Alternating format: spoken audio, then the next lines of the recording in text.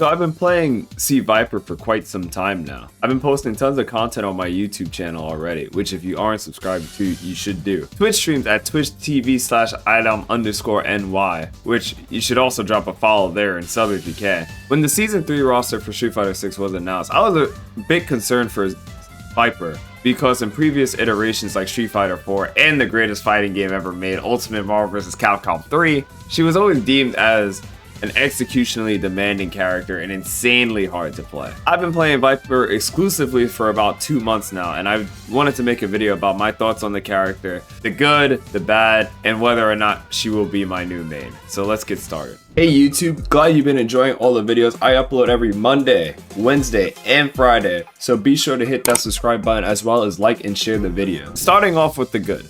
Viper has got to be the most unique character to ever grace SF6. I love almost everything they have done with C Viper, from the cool and flashy combo routes she has access to even the way she just looks. I think her SF6 design looks way better than her Street Fighter 4 design. I know that's subjective, but I really think they've hit the ball out of the park with C Viper. Also, with Viper, having a lot of different ways to use your drive meter because of her super jump cancel makes you have to be very quick on your feet in a very unique kind of character and very fast thinking. I've been saying Capcom can really make the drive system way more unique than it currently is, and they really handle it with C Viper really well. Even with the special enhancements on her special moves like the burn kick extensions with the little hop kick, even down to the little double punch special move with the burn kick, even with the thunder knuckles for better Oki if you want to go for the hard combo, or even the light thunder knuckle extension for more corner carry. I like that they did it with C Viper, but I think they also need to do it with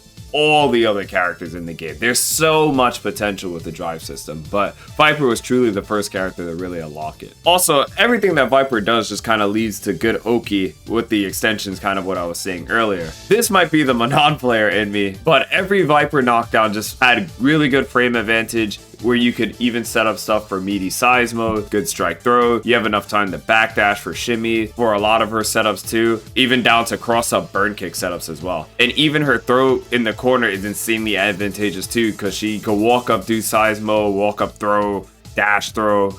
It's just so much frame advantage just kind of thrown out there for C Viper, and it can really put you in some disgusting scenarios as well. Her damage is also, I would say, on the really high side. I don't know if this is like also another Manon kind of only thing. She has really high damage. It does come at the risk of dropping combos and having very high execution check. I still do find myself losing matches because combo drops that happen when I play. That's more on me for, you know, having bad execution or whatever. But I still feel like it's really incredibly rewarding to hit that 70% damage combo instead of, you know, the other characters in the game doing heavy drive rush, heavy drive rush, heavy special level 3. Now for the things that I don't like about Viper. For starter, we were just previously talking about how good Viper's damage is, and she's definitely on the higher damage side of the game for sure.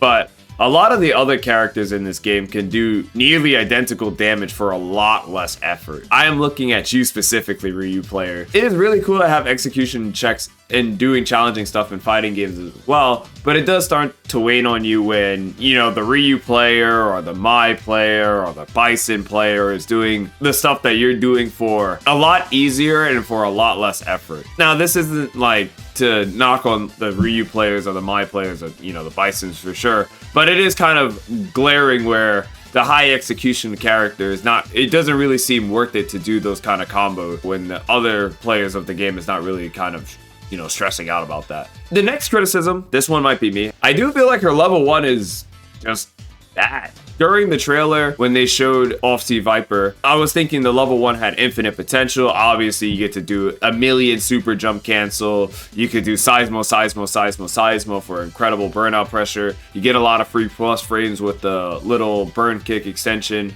with the little kick. That was not the case at all, actually. It is a great combo ender and it does really good damage, but the inability to build meter while it's on isn't really worth it in my opinion. You're just losing out on so much meter gain while your opponent is still building meter. You start to lose the meter war and you're not going to be able to use level 1 more often because you already have level 1 installed. I feel like if you were able to do level 1 and then build more meter for level 1 so you could always have a level 1 on no matter what round you're on, that would be great. And it would kind of deviate away from how everyone's just kind of saving their dry meter for their broken level 2 that kind of forces burnout, or their level 3 that's going to kill you in one touch. How much you're losing the meter war is very heavily influential about how I feel with Viper's level 1.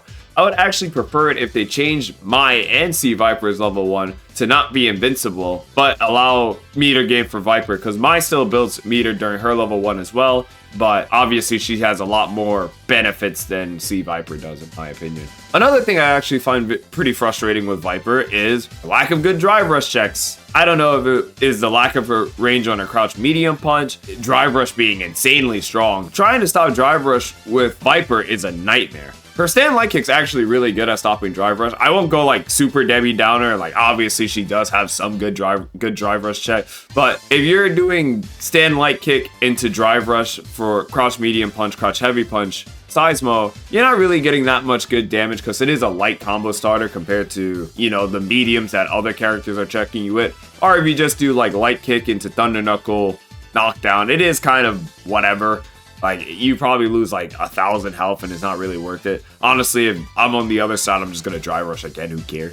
I also feel like I know a lot of people in, you know, Twitch chat and yeah, a lot of people in Twitch chat and, you know, Twitch chat's huge. But they'll also tell me to stop drive rush with stand medium kick. And I do think her stand medium kick is really good at stopping drive rush as well. But stopping drive rush with stand medium kick to have to go into jump cancel is really frustrating as well, because the drive rush screen freeze is messing up the check. And then you're also not getting good damage. You'll hit the stand medium kick counter hit, but you're not really going to go into anything. For other characters, you can kind of just buffer your motion or do your motion again and it'll be fine.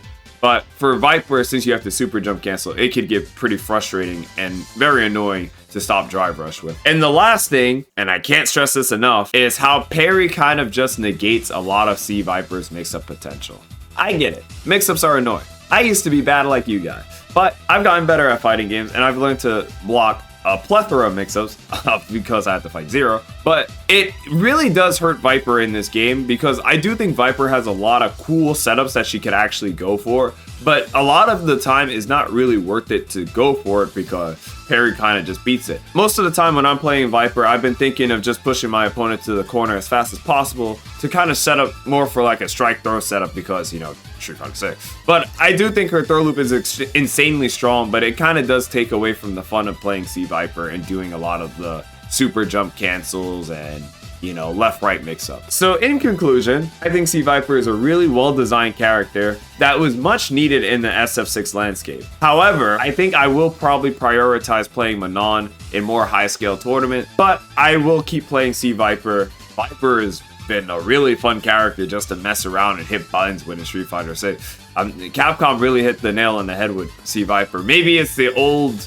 Marvel player Street Fighter 4 or 9er in me talking, but they did a really good job with Viper. I will say that much. I'll keep playing them both. I'm curious what the new patch will bring for both of them. We even get one at that point. Have you guys been having fun playing Viper? Or did you drop her after the first week? Let me know in the comments what you guys think, and leave a like if you enjoyed the video, and let me know if you want to see more videos like this. And I will see you guys next time. Peace.